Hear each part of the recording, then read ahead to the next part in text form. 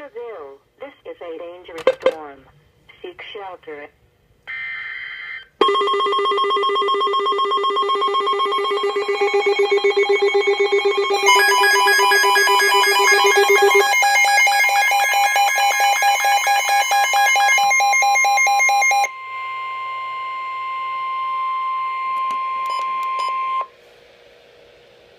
The National Weather Service in Cleveland has issued a severe thunderstorm warning for Knox County until 9:30 p.m.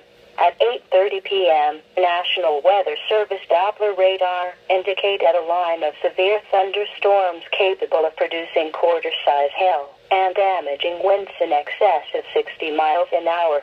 These storms were located along a line extending from 15 miles northwest of Centerburg to 15 miles south of Centerburg to 33 miles south of Centerburg, and moving east at 35 miles an hour.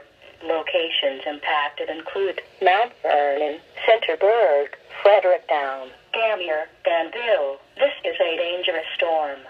Seek shelter inside now and stay away from windows.